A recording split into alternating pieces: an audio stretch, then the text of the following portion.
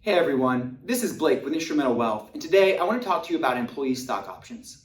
In general, employee stock options act as a contract that gives you the right but not the obligation to purchase your employer's stock at a specific price on or before a certain date.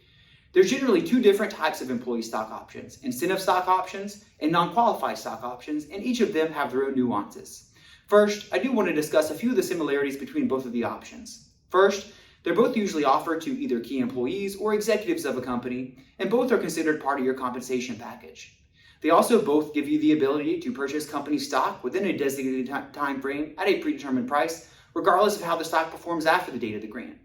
Third, they both have the benefit of being non-taxable to you unless you decide to exercise the options. And lastly, both of these options are only valuable to the extent that the current stock price exceeds the exercise price.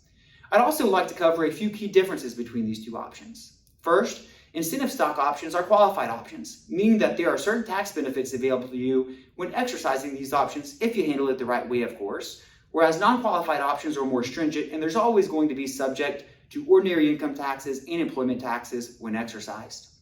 Second, non-qualified options may have an exercise price of any amount, whereas incentive stock options must have an exercise price equal to the stock price on the day of the grant. Lastly, incentive stock options have limitations on the amount that can be given to an employee, whereas non-qualified options do not necessarily have this limitation. Lastly, I also want to address a few recurring questions we get from clients on this topic. First, we generally get asked, how much company stock should I have on my balance sheet, and what are the ramifications of that? Second, we also get asked about the optimal strategy for utilizing this piece of your compensation and, frankly, how it fits into your overall financial plan.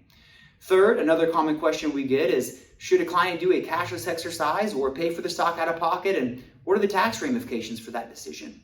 And fourth, how do you also handle the management optics of potentially having to sell company stock to diversify your balance sheet?